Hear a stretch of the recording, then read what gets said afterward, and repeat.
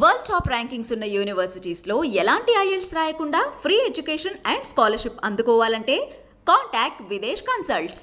నమస్తే, welcome to I dream. నేను మహేశ్వరి. విదేశాలకు వెళ్ళి చదువుకోవాలనేసి చాలామంది విద్యార్థులు కలలు కంటూ ఉంటారు. ప్రజెంట్ ఉన్న గ్లోబల్ సిచ్యువేషన్లో ఏ కంట్రీ అయితే బెస్ట్, దీని గురించి మాట్లాడడానికి విదేశీ కన్సల్ట్స్ నుంచి డైరెక్టర్ సాయినాథ్ గారు ఉన్నారు. మరి వారితో మాట్లాడదాం, ఆయన ఏం చెప్తారు.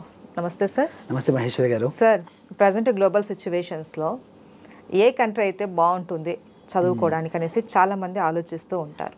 అండ్ అలాగే ఇప్పుడు చూసుకున్నట్లయితే యుఎస్లో కూడా జాబ్ కాంపిటీషన్స్ బాగా ఎక్కువైపోయాయి. అక్కడ కూడా జాబ్స్ దొరకడం చాలా కష్టమైపోతుంది. విద్యార్థులు వెళ్తున్నారు, చదువుతున్నారు, కానీ జాబ్స్ లేక చాలామంది మళ్ళీ కంబ్యాక్ అవుతున్నారు. సో ఇలాంటి టైంలో మీరు ఇచ్చే సజెషన్ ఏంటి? ఏ కంట్రీ అయితే బాగుంటుంది? సో యాక్చువల్గా మనకి తెలుగులో ఎప్పటి నుంచో సామెత ఉందండి, ఏదైనా పెరుగుట విరుగుట కొరకే అంటాం. సో ఇక్కడ ఏంటంటే యుఎస్ యాక్చువల్గా మనం కంపేర్ చేస్తే లాస్ట్ 1 yearలో 145,000 మందికి వీసాలు వచ్చాయి. ఒక దేశం నుంచి అన్ని వీసాలు పడ్డం అనేది అది ఒక విధంగా చూసుకుంటే స్టూడెంట్ కమ్యూనిటీకి yes I got my visa, I'm happy. But వెళ్ళిన తర్వాత అక్కడ ఏంటంటే ఈ చదువులు ఎలాగో బై డిఫాల్ట్ 2 ఏళ్ళు చదువుతాము, ఆ తర్వాత వర్క్ పర్మిట్లోకి రావాలి. ఆ వర్క్ పర్మిట్లోకి వచ్చిన రోజున మనకి అక్కడ ఏంటంటే H1B visa is actually a work visa what you have in USA. ఈ H1B వీసా వచ్చేటప్పటికి సంవత్సరానికి ఆ దేశం లాటరీ ద్వారా పిక్ చేసేది కేవలం 85,000 మంది మాత్రమే. ఓకే. సో ఇక్కడ ఈ H1B అప్లై చేసేది కేవలం ఇప్పుడు ఈ వెళ్ళిన 145,000 మంది కాదు. వీళ్ళతో పాటు ఆల్రెడీ అక్కడ స్టూడెంట్స్ మ్యారేజ్ అయిన వాళ్ళ డిపెండెంట్స్ ఉంటారు, వాళ్ళు వర్క్ అప్లై చేస్తారు. ఆ తర్వాత ఇండియా నుంచి కనీసం 1,00,000 పైచిలుకు అప్లికేషన్స్ డైరెక్ట్గా ఇన్ఫోసిస్, టెక్ మహీంద్రా, విప్రో వీళ్ళందరూ కలిపి 1,00,000 అప్లికేషన్స్ చేస్తారు. అలా వేసి మొత్తానికి ఒక 5 లక్షల మంది లాటరీ అప్లై చేస్తే 80,000 మందికి H1B పిక్ అవుతుంది. తతిమా వాళ్ళందరూ బహుశా మళ్ళీ వచ్చే సంవత్సరానికి అప్లై చేయాలి, ఆనాటికి మళ్ళీ వీళ్ళ ఓపీటీ ఉంటుందా, అయిపోతుందా, ఇలాంటి డౌట్స్ ఉన్న సినారియో అనమాట. కాబట్టి ఇదొకటి. తర్వాత రెండో థింగ్ వచ్చేటప్పుడు అమెరికా కూడా వీసా ఈ పర్టికులర్ లాస్ట్ 2-3 months మనం అబ్జర్వ్ చేసినట్లయితే రిఫ్యూజల్స్ చాలా ఎక్కువగా ఉన్నాయి. అంటే when we compare with before 3 months. కాబట్టి రిఫ్యూజల్ రేట్ కూడా ఎక్కువగా ఉంది. బికాస్ ఏంటంటే వాళ్ళు కూడా అక్కడ అంతమంది హ్యాండిల్ చేయలేకపోతున్నారు. తర్వాత వెళ్ళిన తర్వాత పార్ట్ టైం జాబ్స్లో కూడా మనకేంటంటే ఒక క్యాంపస్ జాబ్స్ మాత్రం లీగల్, అక్కడ off campus is illegal. So automatically ఏమవుతుంది, అక్కడ క్యాంపస్ జాబ్స్ ఎంతమందికి దొరుకుతాయి? ఒక క్లాస్లో 100 మంది ఉంటే దాంట్లో ఇండియా నుంచే 90 మంది ఉన్నారు. ఆ 90 మందికి క్యాంపస్లో అయితే జాబ్స్ రావు. మళ్ళీ they are forced to go for off campus job. మళ్ళీ అది ఇల్లీగల్ అని ఇలా రకరకాలుగా ఉన్నాయి. పైగా గన్ కల్చర్, ఇలాంటి సిచ్యువేషన్స్లో ఇప్పుడు మనకేంటంటే యూరోప్లో అమెరికాకి ఈక్వలెంట్గా or I would say better than USA incomes ఉన్నటువంటి కంట్రీ, సెటిల్మెంట్ ఉన్నటువంటి కంట్రీ ఈజ్ స్విట్జర్లాండ్ అండి. స్విట్జర్లాండ్. ఓకే. స్విట్జర్లాండ్ ఇది యాక్చువల్గా ఏంటంటే వరల్డ్లోనే మోస్ట్ బ్యూటిఫుల్ కంట్రీ. అది నేను చెప్పక్కర్లేదు. మనం ఈరోజు ఏ మూవీస్లో చూసినా కూడా బ్యూటిఫుల్ ల్యాండ్స్కేప్ కానివ్వండి, అక్కడ పర్యాటక కేంద్రం అది. అసలు మంచి కంట్రీ. అసలు ఎట్లా అంటే అసలు ఆల్మోస్ట్ అక్కడ పొల్యూషన్ ఫ్రీ ఎన్విరాన్మెంట్. ఇప్పుడు ఎగ్జాంపుల్ మనం ఒక మనిషి మామూలుగా ఇండియాలో మన యావరేజ్ లివింగ్ ఏజ్ చూసుకుంటే 65 to 70 మ్యాక్సిమం. అదే మనం కొన్ని యూరోపియన్ కంట్రీస్కి వెళ్తే 75 to 80. యుఎస్లో తీసుకున్నా కూడా 75 to 80. బట్ స్విట్జర్లాండ్ వచ్చేప్పటికి they have a life expectancy of 88. Okay. Which is actually better than the rest of the world.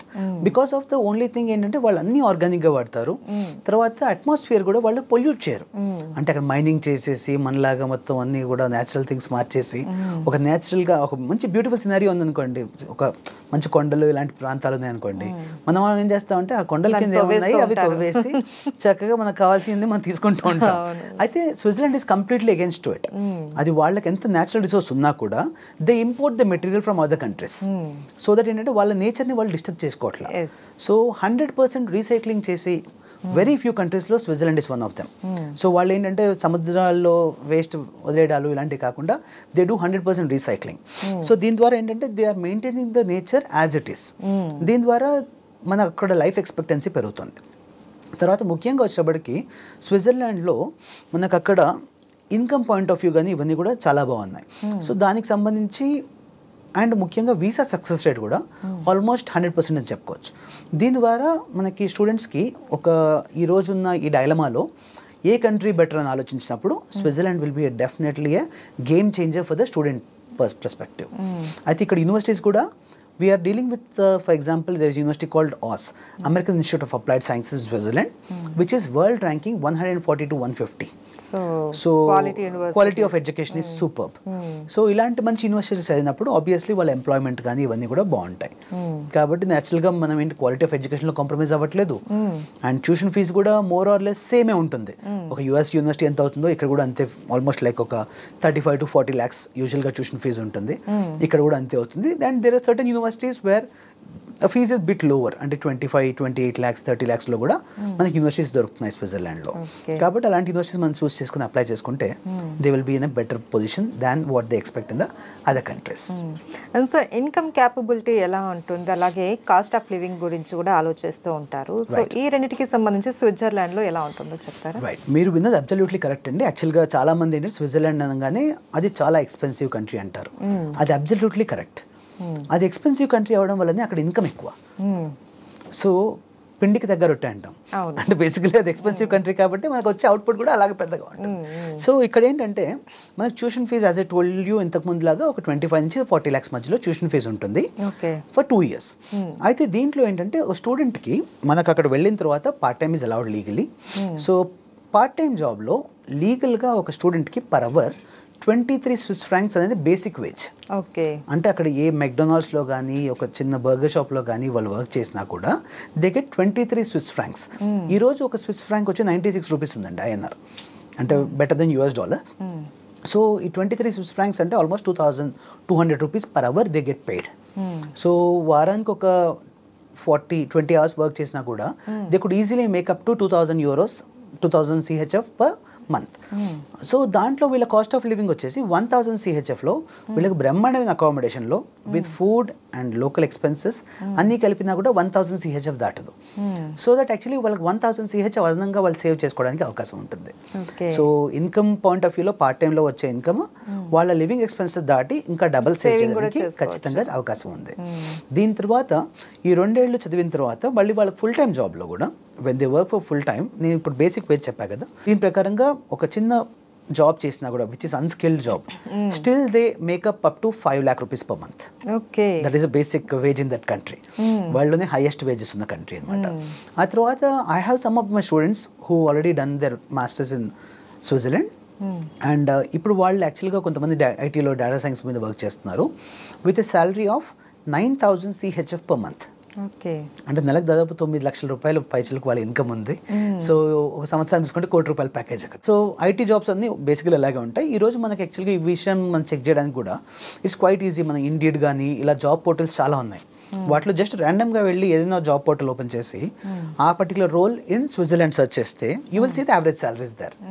So which is definitely better than most of the European countries as well as the western countries also. అంటే US, UK, Canada, Australia ఎక్కడ చూసినా కూడా వాటన్నిటితో compare చేసినా you will have a better wage here.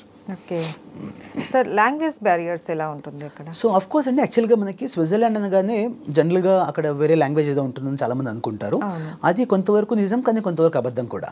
Because యాక్చువల్గా స్విట్జర్లాండ్లో they are 4 official languages: German, Italian, French and Romansh. Actually Romansh is their local language. అయితే దాన్ని వాడడం వాళ్ళు ప్రపంచంలో బంద్ చేసేస్తారు వాళ్ళు. So now officially these are 3 languages which is widely spoken: German, Italian or French. ఇవి 3 వాళ్ళ లోకల్ లాంగ్వేజెస్ కావు యాక్చువల్గా. సో ఆ నైబరింగ్ కంట్రీస్ బట్టి ఆ ఇన్ఫ్లుయెన్స్ కొద్దిగా ఉంటుంది, but English is widely used. So Switzerland is a very international country where actually like you have companies like Nestle's headquarters is there, and there are so many like companies like Apple, and you take every company which is existing in Switzerland as a headquarters there. కాబట్టి మనకి ఏంటంటే మంచి ఉద్యోగ అవకాశాలు కూడా దొరుకుతాయి. దానికంటే ముఖ్యంగా ఏంటంటే ఇప్పుడు ఈ లాంగ్వేజ్ బ్యారియర్ అనేటప్పటికి when you go win any MNC, official language what is used in most of the MNCs English. అది కాకుండా బయట కూడా almost people above 50 years, 60 years వాళ్ళకి మాత్రమే కొద్దిగా లోకల్ లాంగ్వేజ్ మీద ఎక్కువ ప్రేమ ఉండి వాళ్ళు అదే మాట్లాడతారు. But people with in like 50 years లోపు వాళ్ళందరూ కూడా they speak fluent English. Okay, so దాంతో కూడా పెద్ద ప్రాబ్లం, లాంగ్వేజ్ బ్యారియర్ కాదు. ఓకే, అండ్ స్టూడెంట్ డిపెండ్ని తీసుకెళ్ళడానికి అక్కడ ఏమైనా అవకాశాలు ఉంటాయా? యా, ఖచ్చితంగా అండి. ఈరోజు యాక్చువల్గా ఏంటంటే మనకి అంతకుముందు యూకేలో స్టూడెంట్ డిపెండెంట్ అలౌ చేసేవాళ్ళు. అది January 2024 నుంచి the rule has changed. Now students are no more allowed to take the dependents for UK. So ఇలాంటి సిచ్యువేషన్లో Switzerland will be a right alternative for them. Where స్విట్జర్లాండ్లో ఏంటంటే main applicant either wife or husband వాళ్ళు ఒక student visa వేసుకున్నప్పుడు వాళ్ళకి visa వచ్చిన తర్వాత once they reach there they apply for residence permit card which happens between 1 to 2 months. ఎప్పుడైతే residence permit card వస్తుందో దెన్ వాళ్ళు వెంటనే వాళ్ళ డిపెండెంట్కి ఇన్విటేషన్ ఇచ్చి ఫ్యామిలీ రీయూనియన్ వీసా అని చెప్పి ఒక వీసా ఉంటుంది. అది డైరెక్ట్గా ఢిల్లీ ఎంబసీకి వెళ్ళి సబ్మిట్ చేస్తారు. ఇంటర్వ్యూస్ ఇట్లాంటివి ఏవి ఉండవు. నేరుగా డైరెక్ట్గా ఒక 10 లక్షల రూపాయలు బ్యాంక్ బ్యాలెన్స్ చూపించి నా స్పౌస్ సో అండ్ సో ఇక్కడ ఉన్నారు, సో ఫ్యామిలీ రీయూనియన్ కోసం నేను అప్లై చేస్తున్నాను అని అప్లై చేస్తే ఇంటర్వ్యూస్ ఏవి లేకుండా ఒక 1 month 1.5 monthలో వీసా ప్రాసెస్ అయ్యి వీళ్ళకి వీసా వస్తుంది. సో డిపెండెంట్ కూడా తీసుకువెళ్ళచ్చు. అండ్ మోర్ ఓవర్ ఏంటంటే dependent can work full time. So example wife స్టూడెంట్గా వేసుకున్నట్లయితే డిపెండెంట్ హస్బెండ్ వచ్చేసి he is allowed to work legally to work full time with minimum of 5 lakh rupees per month salary. సో రెండు విధాలుగాను బెనిఫిట్. And sir safety and PR options ఎలా ఉంటాయి sir? So Switzerland actually like ఇంతకుముందు మనం చెప్పినట్లు వరల్డ్స్ బ్యూటిఫుల్ కంట్రీ అండ్ చాలా టూరిస్ట్ వచ్చే కంట్రీ. సో అక్కడ సేఫ్టీ సెక్యూరిటీ అనేది చాలా utmost important even for them. తర్వాత జాగ్రఫికల్ కూడా Switzerland is located in Swiss Alps అంటాం, అంటే అన్ని కొండలు ఇవన్నీ ఉంటాయి కాబట్టి అక్కడ ఏంటంటే బై ల్యాండ్ ఎవరు కూడా వాళ్ళని అటాక్ చేయలేరు. అంటే వాళ్ళది శత్రు దుర్భేద్యమైన కోటలు ఆల్రెడీ వాళ్ళకి న్యాచురల్ గా ఉంది వాళ్ళకి. కాబట్టి యాక్చువల్గా అసలు వాళ్ళకి బై ల్యాండ్ ఎటువంటి అటాక్స్ ఉండదు. And Switzerland is neutral since so many years. అంటే వాళ్ళు యాక్చువల్గా ఏంటంటే ఇప్పుడు ఏదో యుద్ధం జరుగుతుంది, వీళ్ళ ఆర్మీని పంపడం కానీ వీళ్ళు ప్రత్యక్షంగా ఇన్వాల్వ్ అవ్వడం కానీ ఉండదు. స్విట్జర్లాండ్, స్వీడన్ ఈ కంట్రీస్ ఏంటంటే దే డోంట్ పార్టిసిపేట్ ఇన్ ఈ వార్స్. వాళ్ళ న్యూట్రల్ స్టాండ్లో వాళ్ళు ఉంటారు. వాళ్ళు only for betterment of the community, betterment of next generations అంతవరకు ఆలోచిస్తారు తప్ప ఈ పొలిటికల్ దాంట్లో ఇన్వాల్వ్ అయిపోయి I just want more power, వీళ్ళు వెళ్ళి ఇంకో కంట్రీని ఆక్యుపై చేద్దాము ఈ మైండ్ సెట్తో ఉండరు వాళ్ళు. వాళ్ళది ఏంటంటే ఒక పీస్ఫుల్ లివింగ్ ఎన్విరాన్మెంట్ వేర్ ఇప్పుడు జనరల్గా మనకి ఇండియాలో ఏంటంటే 8 hours per day వర్క్ అనేది జనరల్గా ఉన్న నామ్. అది ఇండియా కాదు వరల్డ్ వైడ్ అలాగే ఉంది. అయితే స్విట్జర్లాండ్ ఏంటంటే they trying to make it to 6 hours a day or 4 days a week. ఇప్పుడు 5 days a week కామన్ అయిపోయింది. ఇప్పుడు they are planning to make 4 days a week where 2 స్టేట్స్లో 4 days a week, 2 స్టేట్స్లో 6 hours a day. ఇది already implement చేశారు. చేశాక now they are analysing the data which is being more productive. అది ఏది fix అయితే ఆ కంట్రీ మొత్తం ఇది ప్లాన్ చేద్దామని వాళ్ళ నెక్స్ట్ ఇంప్లిమెంటేషన్లో ఉంది. అంటే ఇక్కడ ఏంటంటే మనిషిలా బతకడానికి వర్క్ లైఫ్ బ్యాలెన్స్ ఉండాలి. సో దానికి సంబంధించి వర్క్ తక్కువ టైంలో ఎఫిషియన్సీగా వర్క్ చేయడం ఒకటి. దీని ద్వారా they get the best results. And అక్కడ ఏంటంటే లోకల్ మనుషులు కూడా ఎవరు యావరేజ్గా ఉండరు. అక్కడ ఉన్న less population but everybody is actually so capable. అంటే వాళ్ళు whatever the job they do they are doing best at it. So ఇక్కడ నుంచి నేను పంపించిన స్టూడెంట్స్ కూడా నేను ఎక్స్పెక్ట్ చేసేది ఒకటే, so what ever you do either you are good at burger making, you be the best at it, or you are actually into IT, you should be the best at it. So నీ ఉన్న ఫీల్డ్లో నువ్వు best ఉండి నీకు subject knowledge తెచ్చుకుంటే కనుక automatically Switzerland will welcome you and garland you. Right. So other కంట్రీస్తో మనం కంపేర్ చేసుకుంటే స్విట్జర్లాండ్ చాలా బెస్ట్ విదేశాలకు వెళ్ళి చదువుకోవాలి అనుకున్న స్టూడెంట్స్కి. ఖచ్చితంగా. రైట్ సార్, పిఆర్ ఆప్షన్ గురించి చెప్తారా? యా.